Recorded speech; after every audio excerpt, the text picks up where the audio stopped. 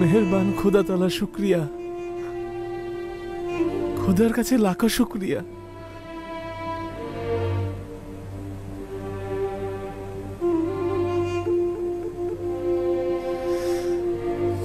৩৬ বছর তোমার প্রতীক্ষায় থেকেছি। এতদিন তুমি নিজ থেকে একবারও আমাদের কোনো খবর নিতে পারোনি। আমি চেয়েছিলাম, কিন্তু খোদা তাআলার ফরমান ছিল না। অসংখ্যবার খোদা তাআলা প্রেরিত দূত হাজির হয়েছে, কিন্তু চাইনি আব্বাজানকে খবর দেই। বলেছে দিদারের সময় এখনো হয়নি।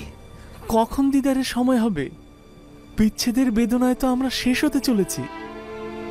আব্বাজান অন্ধ হয়ে গিয়েছেন। আমি খোদা তাআলার প্রতিনিধি। মিশরে এখনো আমার রেসালাতে পরিসমাপ্তি ঘটেনি। সবে মাত্র তো মহাশক্তিশালী আমুলকে সমূলে উৎপাটন করতে পেরেছি। কিছুদিন হলো মিশরের অধিকাংশ জনগণ এক খোদা ইবাদতকারী হয়েছে। এর মধ্যে সমস্যাগুলো গুছিয়ে নিয়েছি, কিন্তু আমার স্বপ্ন পুরোপুরি বাস্তবায়িত হয়নি। কিন্তু এগুলোর সঙ্গে তো আব্বাজানকে তোমার খবর না দেওয়ার কোনো সম্পর্ক খুঁজে পাচ্ছি না। ৩৬ বছর ধরে আব্বাজান তোমার বিচ্ছেদে রাত দিন আহাজারি করছে। আমিও জানি না কেন এই বিচ্ছেদের অন্তিম পরিসমাপ্তি ঘটছে না।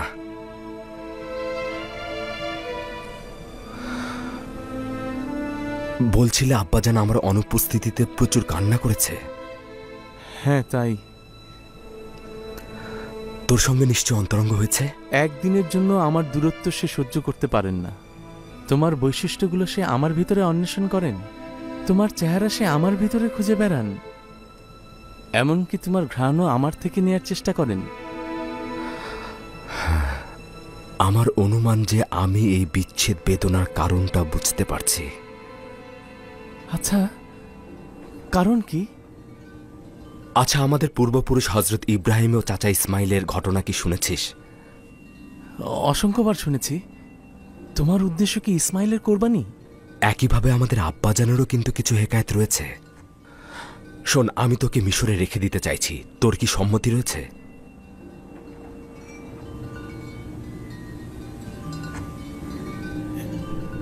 হ্যাঁ, যদি জরুরি হয় তবে থাকব।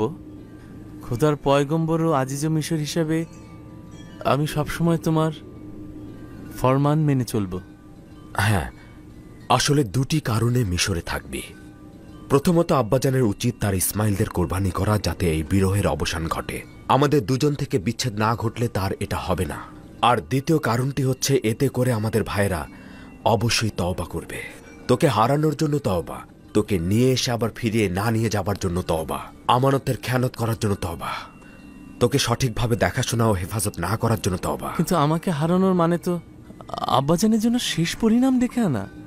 জীবন ও মৃত্যু খোদা তাআলার হাতে। বিশ্বাস রাখ, এতে করে আব্বা মিশরে ফিরে আসবে। 11টি তারকা যারা আমার ভাই, তারা মিশরে এসেছেন, কিন্তু এখনো তো সূর্য ও চন্দ্র আসেনি।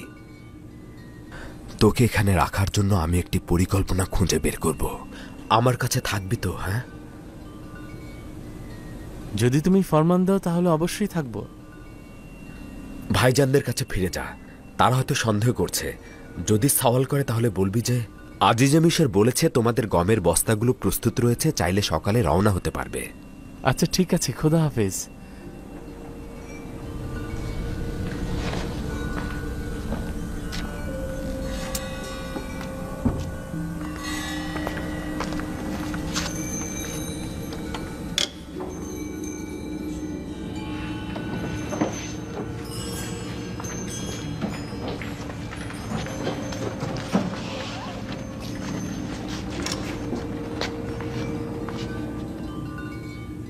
আজিজে মিশরের তোর সঙ্গে কি কাজ ছিল? আমরা তো ভাবছিলাম আব্বাজানের কথাই বোধহয় সত্যি হতে যাচ্ছে। না, চিন্তা করো না। তিনি কিছুটা সবুর করতে বললেন, তারপর বললেন, ভাইদের বলো যে তাদের গম প্রস্তুত রয়েছে, সুতরাং আজকে বিশ্রাম করুক। তারপর কাল সকালে সিরিয়ার দরজার নিকট গমগুলো পৌঁছে দেয়া হবে। তখন আমরা রওনা হয়ে যাব। শুধু এটাই? হ্যাঁ, শুধু এটাই। আরো কিছু কি বলা উচিত ছিল?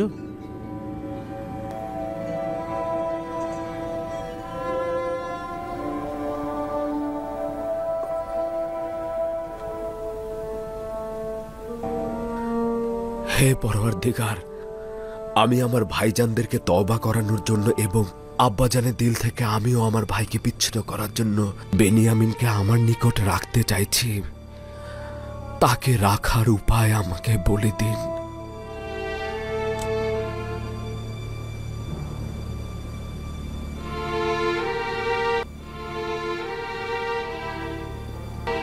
ইসাক নবীর কোমর বন্ধনীটা হারিয়ে গিয়েছে।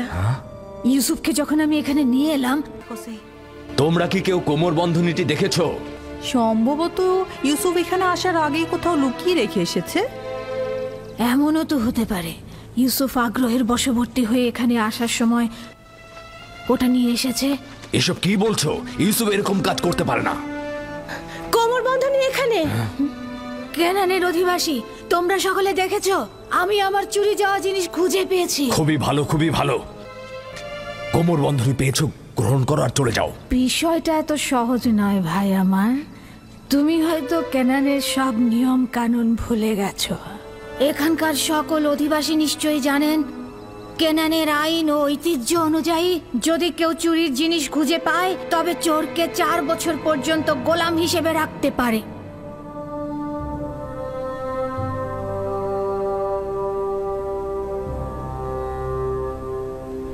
নতুন কোনো সমাধান আপনার মাথায় এসেছে? প্রহরী, জি আলী জনাব। মালেক ও মেনিসাবুকে ডেকে নিয়ে এসো, যাও। আদেশ শিরোধার্য।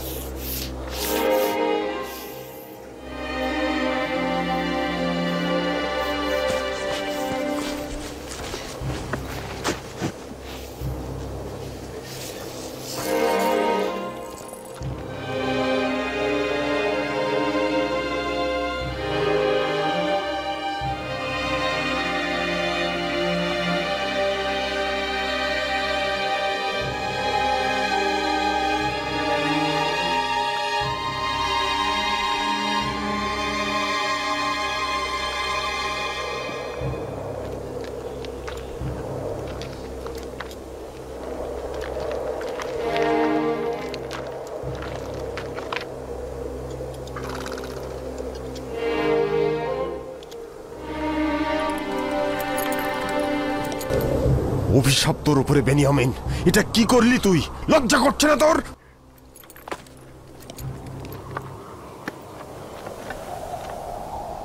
বেনিয়ামিন, সত্যি করে বল তুই এই কাজ করেছিস? এই ছিল আজিজে মিশরের মেহমানদারির পুরস্কার। তিনি কি আমাদের কম মহব্বত করেছেন? কেন কেন তুই এই কাজ করলি বেনিয়ামিন? তোর কারণে মিশরের মানুষের কাছে মাথা নত করলাম, অপমানিত হলাম।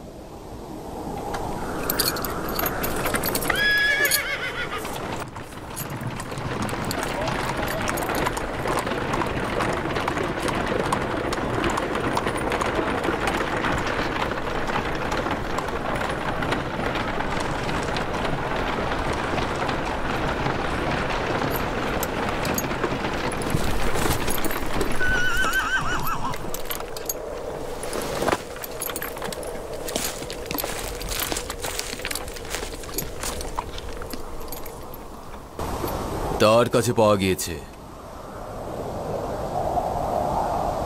তোমাদের মহব্বত করার ফল কি এটা?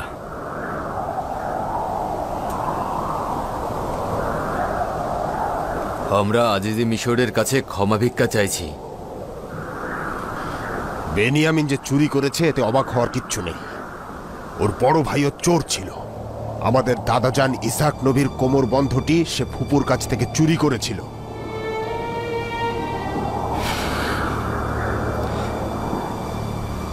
তোমরা বড়ই খারাপ লোক। এটা তো শুধু খোদা তালাই জানে, কিন্তু ভাইয়ের বিপদে তোমরা তার সাথে কি ব্যবহার করছো? তাকে নিয়ে যাও।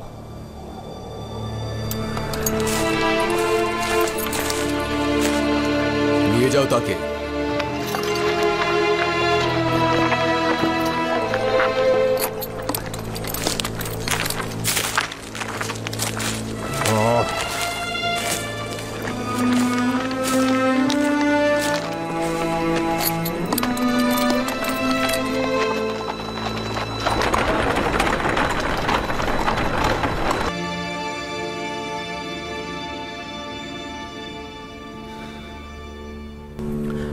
কেনানের রীতি ও আইন অনুযায়ী চোরকে তো গোলাম হিসেবে রেখে দেয়া যায়। তোমরা তো নিজের মুখেই তা বলেছ। আজিজে মিশর, আপনার অসংখ্য গোলাম ও বান্দা রয়েছে। দয়া করে যদি বেনিয়ামিনকে ফেরত দিতেন। অপরাধী যদি শাস্তি না পায় তাহলে বারবার অপরাধ করবে। হে আজিজে মিশর, আমাদের পিতা বৃদ্ধ জীবনের শেষে উপনীত হয়েছেন। বেনিয়ামিনের বিচ্ছেদ ওনার সহ্য হবে না। আমাদের পিতার কথা ভেবে হলেও দয়া করুন। আমার মহব্বতের ফল কি এটাই ছিল?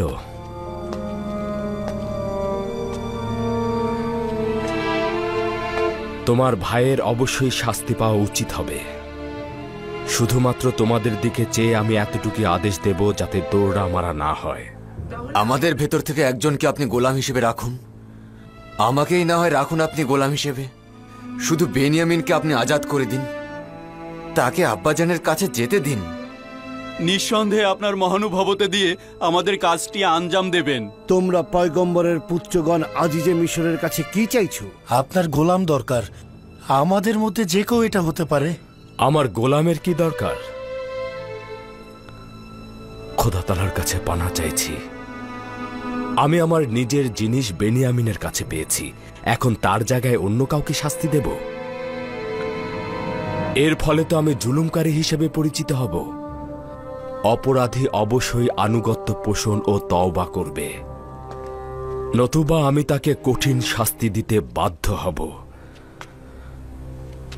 তোমাদের ভাই এখনো অনুতপ্ত হয়নি, অতএব অবশ্যই তাকে শাস্তি পেতে হবে। এটা তো তেমন কিছুই নয়, ও তো তওবা করতেই পারে। আসলে কি তেমন কিছুই নয়? তওবা কি খুব সহজেই করা যায়? কিন্তু আমি একদল লোকের কথা শুনেছি, তারা মারাত্মক অপরাধ করেছে কিন্তু এখনো তওবা করেনি।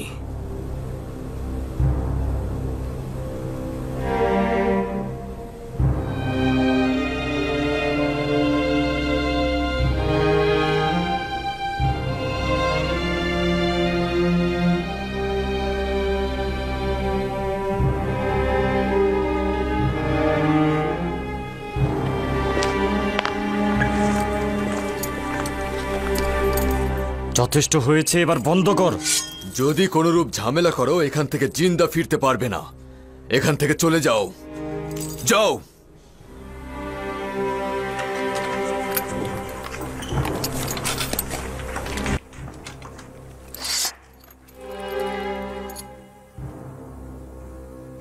আমি আব্বাজানের জন্য চিন্তিত। সে তো তোমার বিচ্ছেদই সহ্য করতে পারছে না, এখন আবার আমার বিচ্ছেদ কিভাবে সহ্য করবে? এমন কিছুই করছি যাতে আমাদেরকে খোদা তাআলা তার কাছে ফিরিয়ে দেয়। এইভাবে? তুমি তো আমাকেও তার কাছ থেকে কেড়ে নিলে। চিন্তা করিস না, খোদা তাআলা দ্রুতই আমাদেরকে তার কাছে ফিরিয়ে দেবে। কিন্তু আমি নিশ্চিত যে আমাদের দুজনের বিরহ আব্বাজান সহ্য করতে পারবেন না। যদি আব্বাজান চান তো তাহলে আমাদের দুজনকেই তিনি পেতে পারেন। কিভাবে?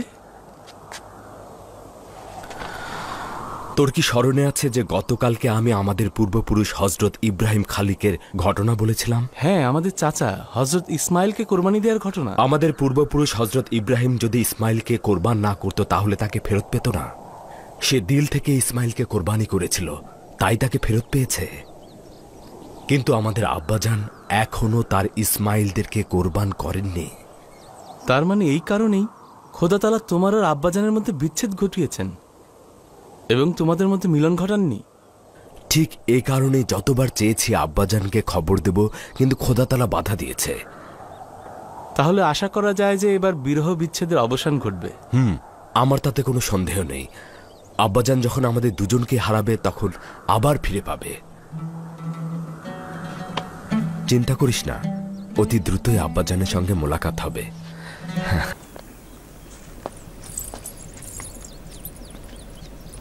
দরুদ মিশরের মহাপরাক্রমশালী বাদশাহ।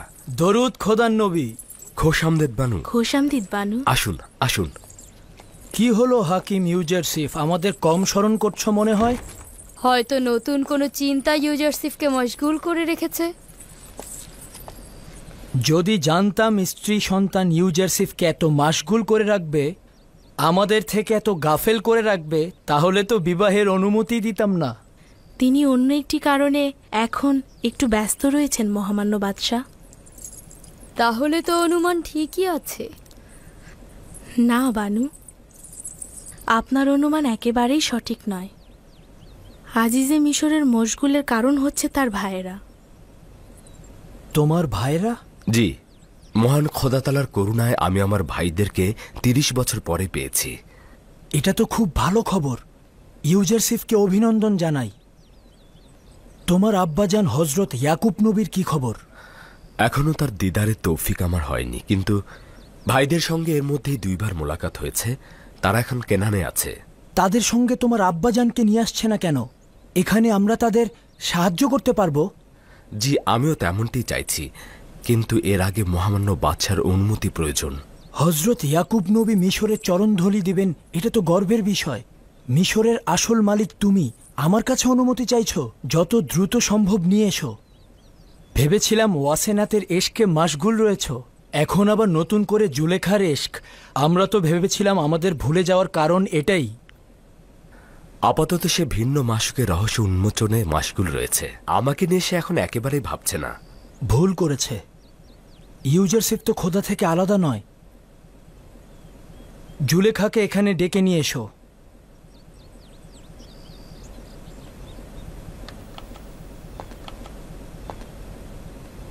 নিজের খানদানকে কোথায় জায়গা দিতে চাও? ভেবেছি তাদেরকে কুশেন এলাকার মেনফিসে স্থান দেব। নীল নদের ত্রিমোহনার কাছাকাছি উর্বর ভূমি রয়েছে, খুবই উত্তম জায়গা। তোমার সাথে একমত রয়েছি। কিন্তু আমাদের শর্ত হলো জনাব ইউজারসিফ যেন তার পিতা ও ভাইদের পেয়ে আমাদের ভুলে না যায়। আমরা ইউজারসিফের দূরত্ব সহ্য করতে পারবো না।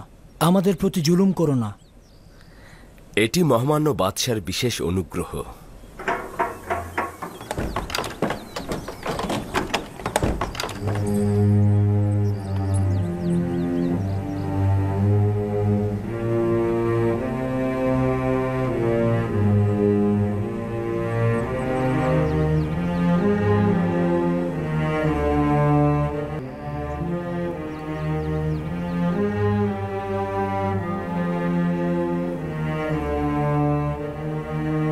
আপনি তো একেবারে পুত পবিত্র তাপসী হয়ে উঠেছেন। তবে কি সমস্ত জিন্দেগি ইবাদতে মশগুল হয়ে কাটাবেন? পূর্বে আমুনের ইবাদত করতেন এবং তার ইবাদতখানার ইলাহি ছিলেন, আর এখন এক খোদার ইবাদত করছেন, তার ইবাদতেই মশগুল আছেন। আজকে আমরা জুলেখাকে উঁচু মাকাম থেকে কিছুটা টেনে নামাতে চাচ্ছি, জমিনের বুকে দেখতে চাচ্ছি। তার কোনো প্রয়োজন নেই মহামান্য বাদশাহ।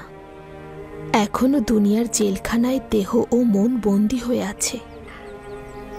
ইচ্ছে প্রকাশ করুন, জমিনেই পা রয়েছে। যদি তাই হয় তবে কোন ইশকের খেলা খেলছেন? জমিনবাসী থেকে কেন গাফেল রয়েছে?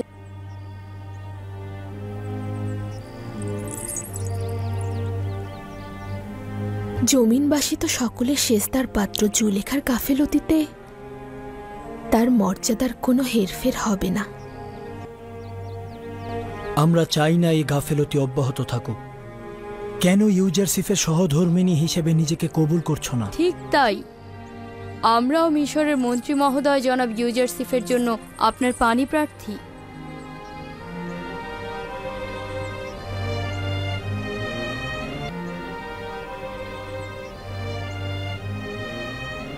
যদি মহামান্য বাদশাহ ও বানু অনুমতি প্রদান করেন, তবে বানু জুলেখাকে চিন্তাভাবনা করার জন্য কয়েকটা দিন ফুসরত দিন। চিন্তা ভাবনা করার জন্য ফুসরত দিচ্ছি, কিন্তু অস্বীকার করার জন্য নয়। আমি হ্যাঁ বোধক উত্তর চাই। তোমরা দুজনেই অতি আপনজন। আমরা চাই না এই মিলন বেশি বিলম্বিত হোক। জুলেখা, যেতে পারো।